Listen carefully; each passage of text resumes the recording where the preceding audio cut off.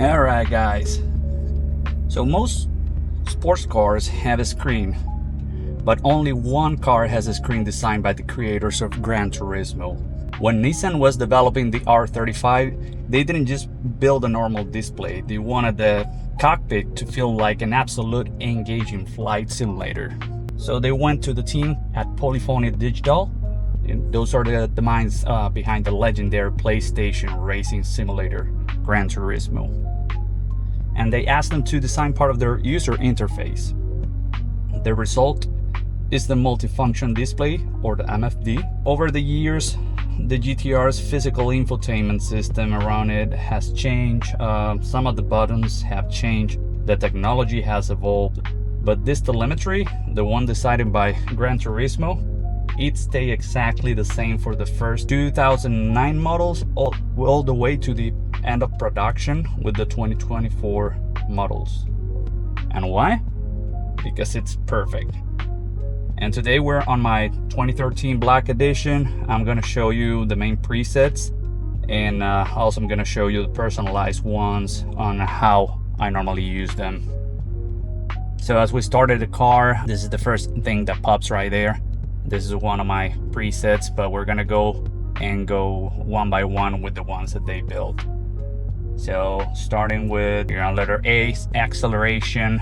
So in this screen, you have a big square and two smaller ones. And the big one is the acceleration G-force.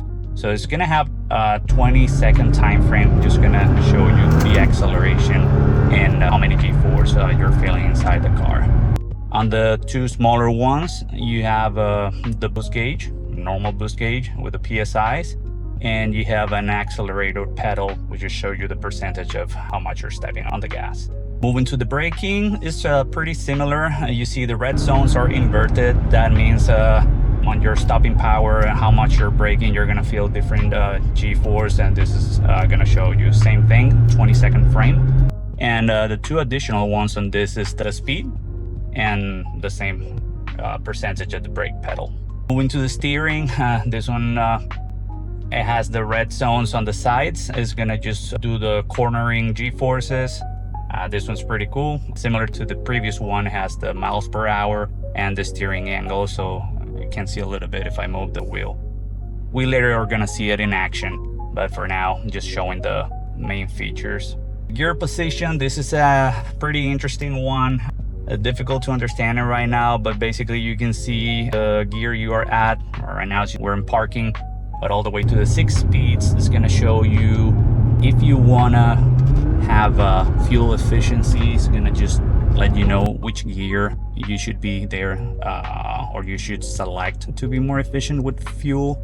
But other than that, it also shows, and we're gonna see it later, but it also shows in red the ones that are gonna have more braking power if you're downshifting on a track.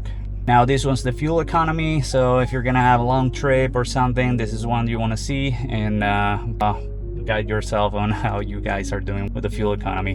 Now this one is on 20-minute batches, and it's gonna show you just how you're doing. The stopwatch is pretty cool.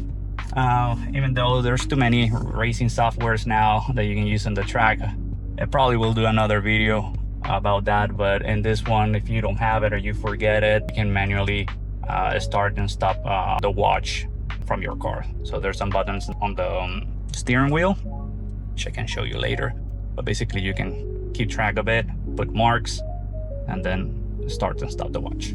Then last one is the driver's note. I don't use that at all. I don't see myself trying to type in this screen. If I need to take some notes, I'll take it on my phone. But I guess at some point, I don't know, somebody may have thought of this is an useful one, but for me, really, I don't use it. Now, let's go to the presets and actually put one purpose so we can change it and show you how it is. On the first one, it is the G-force combined for me. So I have acceleration and braking all in one, and the smaller one, and the cornering one.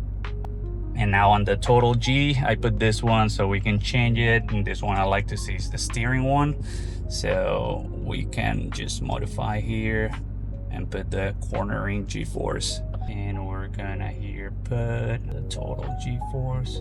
Now this one's pretty good for for the track, if you want to have some visuals on how hard you're pushing it, and especially on the cornering one, just making sure you're doing smooth lines. Now preset number 2, and actually this one is the one that I use the most, especially on the tracks, because really I'm not paying attention too much on looking at the display. I'm looking at the track, I'm looking at what I'm doing outside. So this one just gives me everything that you need, all the important temperatures and pressures. So you have the coolant, the engine, and the transmission temperature, and then you have engine oil pressure and transmission oil pressure, as long as and along with the fuel range as well, even though hopefully we don't run out of fuel on the track, but sometimes it can happen, so it's good to have it there. Now they all have a orange marker where you're trying when you're getting too much on the high side, but also the color changes if for some reason you're getting too high on one of these. So it's pretty cool, pretty good to have it when you're doing the track, because it's easy to follow.